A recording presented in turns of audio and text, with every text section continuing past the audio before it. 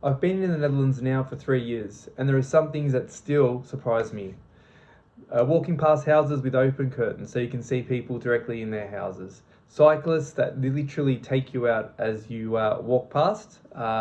Coffee shops that aren't actually coffee shops. And no cash policy. So for today, that's what I want to talk about. Those four items, which I think for anyone that's visiting Holland or the Netherlands, that may be a surprise or something to consider before you step into this amazing country. So the first thing in particular that I wanted to talk about was the fact that everyone keeps their blinds open. So there's been so many times I've walked past someone's house and seen them eating dinner, having a chat, maybe even watching television, whether it's during the day or at night. And it is quite rude to look in, no doubt, but it's something that's a big shock to me because back at home, we would never see anyone's curtains open. And especially during night time, we would not see people sitting there eating, watching TV, those types of things. So from what I understand, it's Dutch openness. It's also something that's come from a cultural thing in the past around them showing the fact that they've got nothing to hide. There's a little bit of morality there as well, which I think is quite different. Everybody that's come and visited me has been quite shocked to see it. But I do exactly the same thing now. Our blinds, our curtains are always open day and night. And it becomes something that becomes a part of living within the Netherlands as well. So that's the first thing. The second thing are cyclists. So in Australia, from where I am from, cyclists aren't exactly very well liked anyway, which is terrible. But generally they do stop traffic and they make a mess of things sometimes. But where I'm from, the roads and stuff aren't built for cyclists, and therefore it becomes a little bit challenging. In the Netherlands, it is built definitely for cyclists, and they have right of way. And that is a massive challenge for me, even driving the car through Amsterdam, for example, and making sure that I remember that I don't have right of way, but cyclists do, for example. That's always a little bit of fun, especially in peak time where it is very busy and there are cyclists everywhere. Even walking and crossing the road, you will literally won't have cyclists slowing down. They will move even quicker as you are crossing the road. So you need to be really, really mindful of that as they have right of way. That's also been a big adjustment for me and my family. There have been a couple of times we've nearly been hit by a cyclist, especially at the start.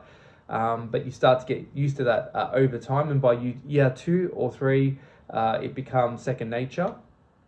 The third one, which always makes me laugh, are coffee shops here. So as we are aware, coffee shops are shops that sell marijuana.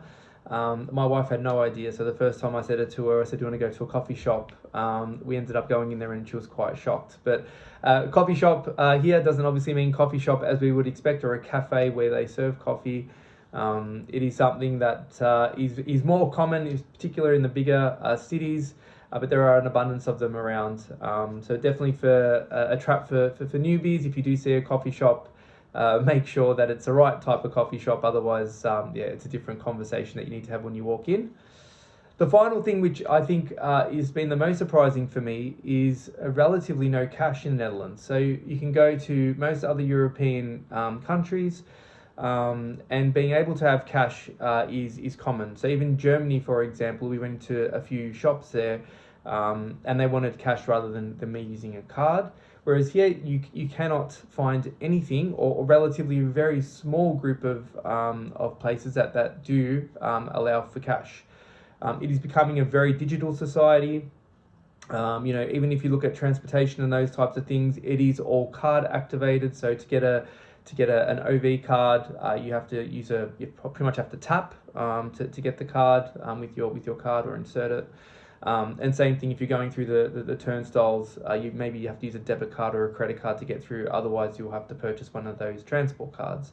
But even food, even going to your local restaurants, cafes, even clothing stores, it's getting less and less available. Even at the local shops, I've got an Albert Heijn close by, where it's relatively cashless. I've got one cash machine that you might have to wait for. And even at other supermarkets, there's maybe one place where you can kind of get served and you can use cash. Otherwise, it's all card and tapping. But that's been a big shock for me, especially in Australia, where you do have a little bit more of flexibility, whether you use cash or card. But from what I understand, that is changing now as well. So once again, a few things that are different and that always still resonate with me living in this country. As always, feel free to comment if you disagree or agree with what I'm saying, or if there's anything else that you'd like to challenge. Always feel free to subscribe if you want to get these videos week on week. I love doing these and looking forward to doing this again next week as well. Thanks.